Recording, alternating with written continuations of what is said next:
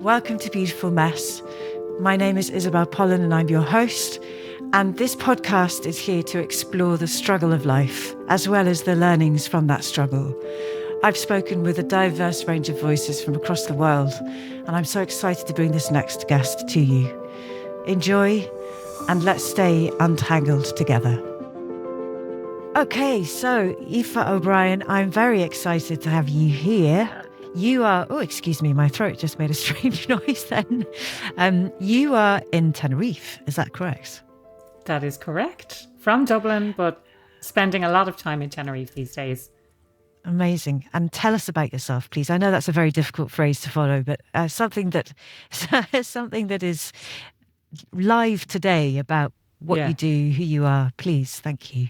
It's a very difficult question to answer. And it's like, where do I even start? Exactly.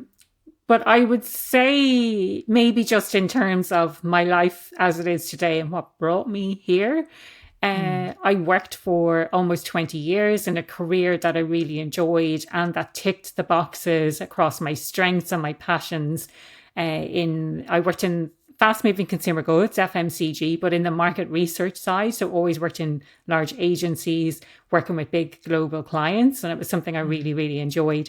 And I worked in some superb organizations with fantastic cultures. And I found myself in a couple of instances where it just wasn't that good. And I didn't have the language for why things weren't really working out for me. But one time I was passed over for promotion, but this was after being told, hey, what kind of director would you like to be? And we'd love to have you as a director. And then they promoted my friend and colleague to be my manager, but didn't communicate that to me. So that was instance number one, which was horrific at the time. And I left that organization shortly after that. They probably thought I was going to stay, the golden handcuffs and all, because they'd sponsored my visa. But I decided I didn't want to stay in that kind of toxic environment. And so I left there and I traveled for about a year and I wound up back home in Dublin. And not a dissimilar situation. I loved my job and then I hated it. And then I loved it again and then I hated it again.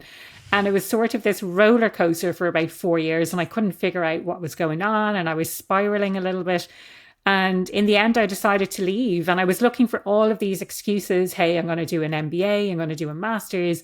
And in the end, I left without anything to go to. I didn't know what the plan was. And I left and I went and did a coaching qualification and then a master's in organizational behavior. And the master's really opened my eyes. I asked all of those tough questions about work and what it means to fit in and belong and to be, to succeed and feel fulfilled. And then while I was doing the master's, I set up my business and I started my podcast, Happier at Work.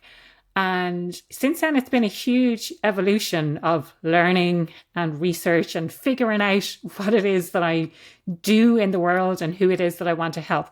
But at its essence, it's born from the frustrations that I had at work and really trying to get a grip on understanding what drove that and what drives this sense of fulfillment as an individual perspective, but also as a leader. How do I create an environment where people actually want to stay and they can really thrive?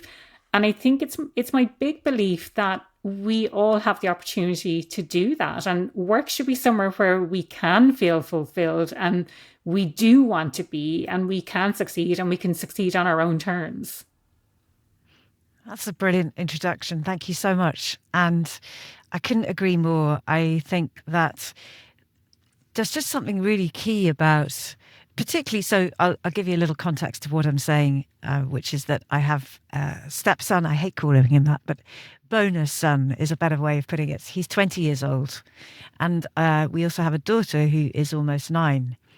And my thinking as a parent instantly goes to them when I think about the workplace and going into the workplace and anybody in their generation. And it's very interesting to see that because of what you've just said, and then you throw COVID into the mix, which threw all of our almost habitual practices around work into the mix and into the air and questioned a lot of the myths in a way that we'd made up about the workplace and what we needed to do and not do. Yeah. And And where we need to do it. exactly, and why as well, right? Mm. So this generation, his generation specifically, more than my almost 9-year-old, obviously, is really starting to challenge that workplace benchmark, if you like. And the idea, so Happier at Work is a wonderful podcast, by the way, to our listeners. If you haven't tuned into Eva's podcast, please do, because it's phenomenal. You've got such a diverse mix of voices there talking about that. And interestingly for him, he's actually just moved on from his apprenticeship position because of some of those things that you were describing. Not solely because of that, but the antennae for the toxicity that we describe now. I've just turned 50 and it's taken me that long to really identify consistently what it is that I won't accept. And I would say in my 20s, I was almost hardwired to accept whatever I experienced because it was a job and because that's what I was expected to do, particularly as a woman. I think it was even more so back then. I can say back then. I think we think work should be work and it should be hard because it's work. Yeah. But actually, you know, and have a whole framework around this. But like if you do something that you really enjoy doing and it taps into your strengths, then and it's with people who you enjoy working with and they're smart and they're kind, I think you can find a place where you can really excel and really enjoy. And I think one of the driving forces behind it is I'm a huge problem solver. Like I love identifying problems and solving them. But beyond that, we spend so much of our time at work, you know, at least 8 of our waking hours per day. So it's most of our day is spent at work, except for the weekends. But that's, you know, sometimes we do work at the weekends as well.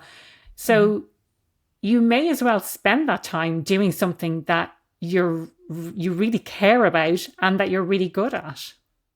Absolutely. And there's something also about so you just said about working with people you want to work with, doing what you love. I have a slightly rose-tinted version of that because I went to drama school when I was 18.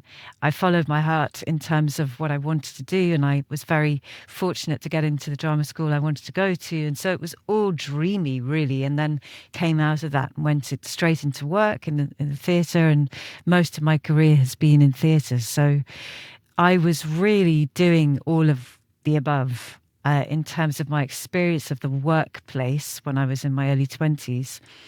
And so when I now do this work, and when I say this work, I mean not only the podcasting, but also the coaching work that I do now in supporting individuals and teams around their confidence to speak up and say what they need to say when they need to say it, whatever that context is for them, amongst other things. That piece is so crucial now, I think, in relation to what you've just described. And what I love about what you've described as well is that it sounds like a beautiful mess to me, that the beauty of your messiness around the missing of the, you know, managerial role or whatever, the hopes that weren't fulfilled at the time have actually become the thing that you've used in your work the most now. Yeah.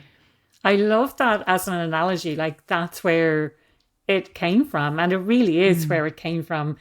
And hard as it was at the time to accept what was going on, it is what has spurred me on to do what I'm doing now. So sometimes, not all the time, but most of the time, I look at it as a blessing. Like this is something that happened for a reason, for me to learn a lesson and to be able to help other people so that they don't have to go through the same thing that I went through. Yes, exactly. And tell us about your podcast and how that started. I love podcasts. That's how it started, Isabel, to be perfectly honest. I love listening to podcasts. When I first started listening to podcasts, I listened to a podcast called Happier with Gretchen Rubin. And I binged it. And when I say I binged it, I mean I listened from the very, very start. And I remember saying that to one of my colleagues. I was still working in corporate at the time. And she's like, that's not how you're supposed to listen to podcasts. And I didn't know any better. You know, it was the podcast that I knew. I was probably a relatively early adopter when it came to listening to podcasts. I always think that I'm late to the game on this sort of stuff. But I was probably reasonably early. It was probably, I don't know, like 2011, 2012 when I got into them. Right. But I totally and utterly binged and I loved it. I loved it as a format of just getting wisdom, feeling inspired, knowing what steps to take, in what order, learning new things, hearing about books. And so when it came to starting my own podcast, and again, I thought I'm late to the game. Everyone has a podcast already. And I see, and especially during the pandemic, so many people set up podcasts, and it's never, ever too late to start something that you really want to do. And so I started. I had a microphone, and at the time I had a SoundCloud account, and an idea of what I wanted to talk about because of the experiences that I had had at work. And when I started, I was still doing the masters, so it was just, get out there and just have conversations. It started with people within my network, and then my network has broadened because of the people who listen to the podcast and who want to be guests on the podcast. And that's really how it got started. I didn't sit down and think, oh, this is part of my business plan and I have this amazing strategy around how I'm going to grow the podcast. I literally had an idea, a microphone, sometimes in the early days, very last minute editing because I was doing everything myself. And I just rolled with it. Eventually, I think I used to upload it when it needed to be uploaded. I upgraded my plan so I could schedule it ahead of time. And when I could schedule it, it meant I could start batching things, and it's just taken off from there. But that's really, I think people like hearing how things start, because oftentimes we see the polished version and how everything is going, but that's how it was. I was doing everything myself. I was spending probably 6 to 8 hours a week between recording the content, recording summaries of the content, doing all the show notes, editing, and putting it out on social media as well. Yeah, amazing. And it's so true. I think it's so crucial to recognize those first steps and really the passion you have to have. So as we were talking before we started to hit record here, you mentioned my recent time with Jack Sylvester at the Diary of a CEO and how he very generously gave me that time. I've just posted about it. And he said a very similar thing, which is that if you're able to do this without being paid for it and not expecting anything in return initially, I mean, obviously you can work towards monetizing it somehow, but that's really what you need to know about podcasting, is that if you're happy to do it like that and you're happy to take it on because of the love of it, then you'll be okay, because you're always going to want to do it. If you're And I think that's how it started. I loved the messages. The thing I love most now are probably the people that it connects me with, because I just have these amazing conversations with people who, if I didn't have a podcast, I wouldn't be having this conversation. And it's an opportunity to share my opinions, my thoughts, and it's an opportunity to amplify the voices of other people as well. And early days, I loved doing all of the editing as well. I actually love that fine level of detail and actually doing all of that stuff myself. And there have been times since then, like in between when I've moved from one editor to another editor, where I've had to edit a couple of the episodes myself. And I love getting into it. And I love doing the video stuff, and I love doing the kind of the audio editing as well.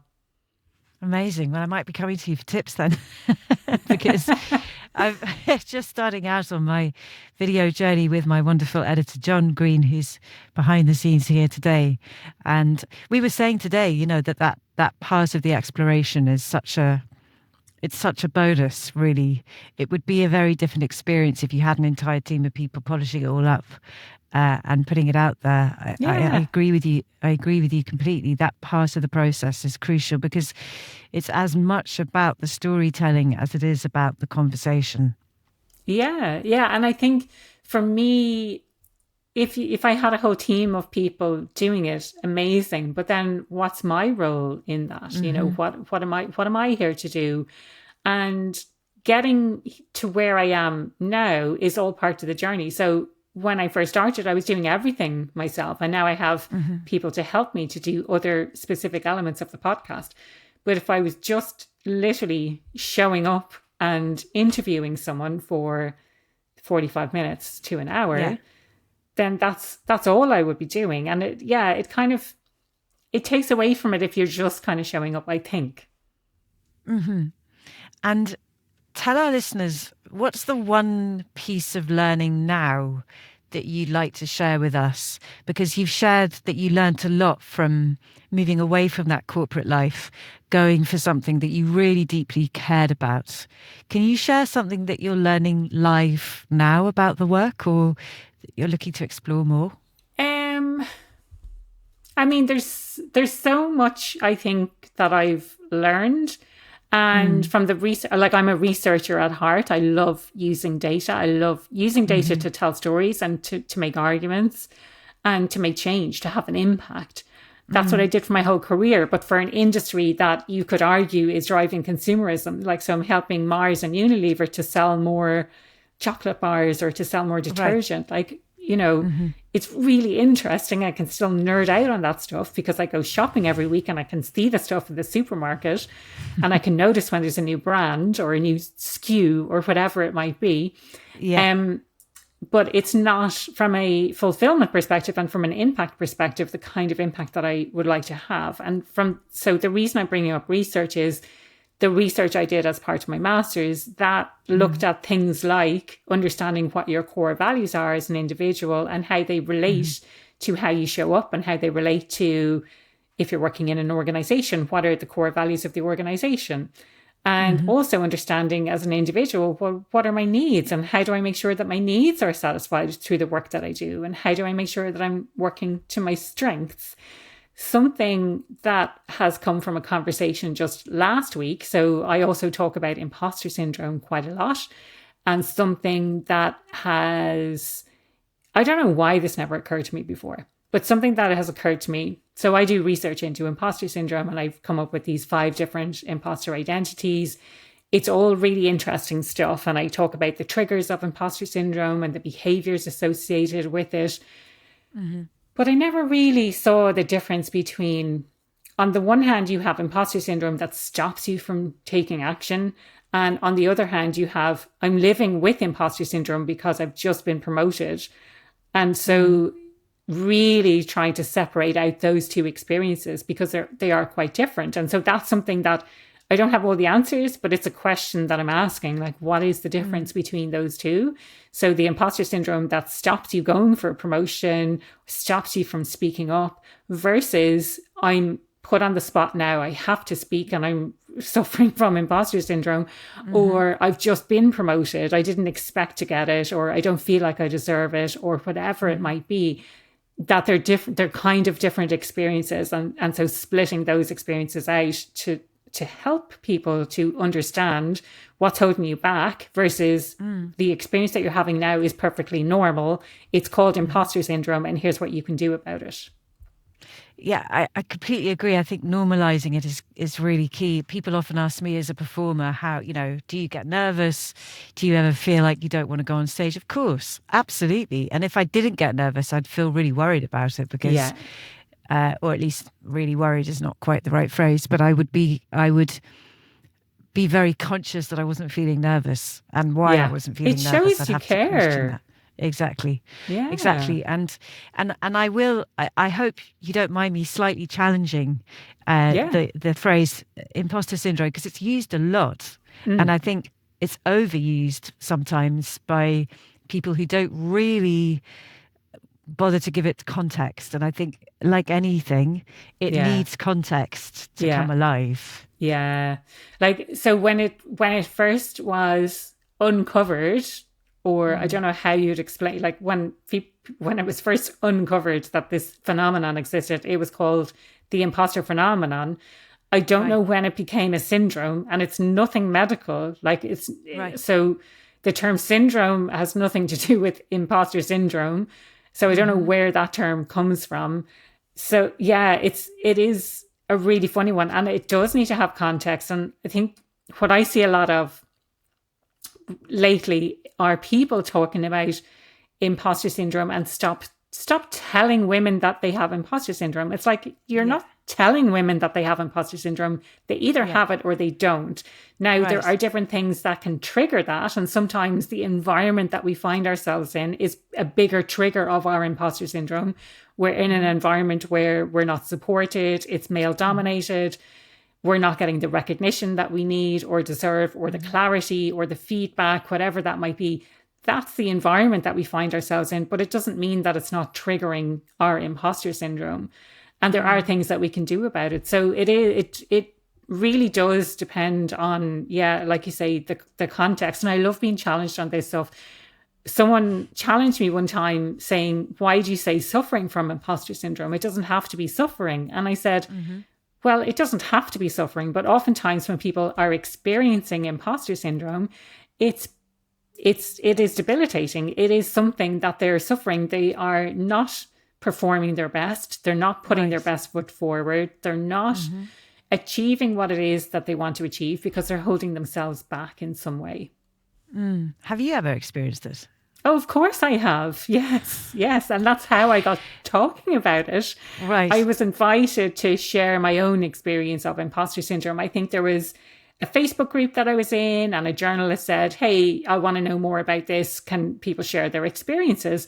And I was like, yeah, I've had imposter syndrome. I can talk about that. And when I sat down to really think about when I had experienced it, it was like, oh, wow, there's way more times than I actually thought, because the very first time I heard the term was when I had been promoted to quite a senior leadership position. And I was telling a friend saying, I don't think they had anyone else for the role. I think I just got lucky. The other person is on maternity leave. That's why I got it. Like, there was all of these messages I was giving myself. And she goes, oh, you might have imposter syndrome. And I didn't know what it was. I didn't know that it was a thing. But when I went down to think about these experiences I wanted to share with the journalist, it was like, okay, so that time in Australia that I spoke about, I asked for way more money than I thought I deserved, and they gave it to me. So there was like this chip on my shoulder the whole time going, they're going to realize it was a clerical error. If they're going to find out that I wasn't supposed to get that money. When I was promoted to the senior leadership position, when I started my business, still to this day, I can notice myself, and it's more that I'm holding myself back from reaching the next level or doing the next thing. I'm writing a book at the moment, and they did warn us about this. And I was like, that will never happen to me because I know all about imposter syndrome. So I'm writing and writing and writing. And I haven't written in about 5 months, probably because subconsciously I have something going on that is saying, who's going to want to read what you had to write? We all experience these things. So I suppose just to normalize it, like, we all have these experiences, and I most definitely do experience imposter syndrome. And thank you so much for sharing. I think what I love is that I'm chuckling because that you tell that story with such joy, and actually there's a lot of suffering, as you say, in this state. But there is something very joyful when you realize that certainly the perception is that people who are successful somehow just know how to do it. And more we're realizing that actually to reach that level of success, whatever success means to you, that it takes so much self-work. It takes so much reflection and self-awareness to go back and check how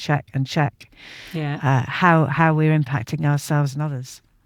But I think it's also fair to say a lot of us are just winging it, and it's not, we don't just wake up and go, I know how to be successful. I think we look at other people and admire them and want to emulate what they're doing, while at the same time diminishing our own authenticity. But it's like, if you just show up and be yourself, and this is as much a message to me as it is to listeners, if you show up and be who you are in your unique way and don't try and copy what other people are doing, then success on your terms will come. And whatever success means, exactly as you say, Isabel, it's not like I think it's sort of ingrained in us in society that success means a big house and a partner and kids and marriage and all of these things that we have to tick a box to really experience success. And again, as much a message to myself, I'm learning more about how do I live more truly to my values? How do I have the impact on the world that I want to have? And how do I make decisions that are in line with those values? And how do I live those? And how do I leave the world a little bit better than how I found it? And all of these really important things as humans that we need, and really redefining how we think about how we show up, especially at work. Because I think oftentimes those corporate spaces, it's about money and it's about the next quarter, and like that's not what life is about. It's about the long term, and how do we do this sustainably, and how do we have a positive impact on the world, and how do we think about other humans and not just ourselves. And that couldn't be more resonant now. And unfortunately, we're drawing to a close this conversation, because I could talk to you for hours. But I've just been to a conference in Las Vegas, thanks to Unleash, which is a massive media corporate events organization, AI, tech, you name it, they cover it. And the quiet whisper for some of us, and maybe the louder noise for some others, is this presence of AI now, and the agents that are coming, and all of this other level of communication that makes what you've just said even more crucial. This ability to be human, to show up and connect with other human beings, is, I don't think it's ever been more important than now. Yeah, nail on the head. And likewise, I've so enjoyed this conversation. And I could talk about AI for another hour if you wanted, because we'll have you back. We'll have you back. We'll have you back. We'll talk about AI next time. Your real self talking about, and your book. Tell us where we can find you, Aoife, please. Yeah, I would say, so for me, best place to connect is LinkedIn. I'm most active there, and I'll spell my name because a lot of people don't know how to spell it. So it's pronounced Aoife O'Brien, and it's spelled Aoife. O'Brien is a normal spelling, O''Brien. LinkedIn, I'm the most active, but you can also find me on my website, happieratwork.ie. Or since you're listening to a podcast, why not go search for Happier at Work in whatever podcast platform you're listening in? Exactly. And before we let you go, this is something I've asked all guests. It's a bit of a challenge, but I'd love you to share with us any message that you want to, that you feel is most resonant for us and you, within 10 seconds if possible. So a 10-second message for all of us. And no, I have heard this on previous episodes, and I love it as a concept. I love it as a format. Trying to narrow it down to 10 seconds is hard, so I will try. But for me, it's kind of centers around two things. So permission. So give yourself permission to do what it is that you want to do and have the impact that you want to have, but also know yourself, like really get to know yourself, know what your needs are, your drivers, your values. And those two things. And I think you will be successful at whatever you do. That was about 15, I'd say. Sorry. It's all right. It doesn't matter. You can chop some of it out. I can't. No, I can't. I can't bring myself to do that. Every time I say 10 seconds, it's just too good. Thank you so People much won't for know. being here. No, of course they won't. It's my been pleasure. really wonderful. And see you again. We are going to have you back. Yes, absolutely. Please. I will get in touch when I'm back in London. And thank you. I really, really enjoyed this conversation. You're very welcome. Thank you, Aoife. Thank you for listening, and thank you for being here. Please like and subscribe to the podcast, and we'll see you at the next episode of A Beautiful Mess.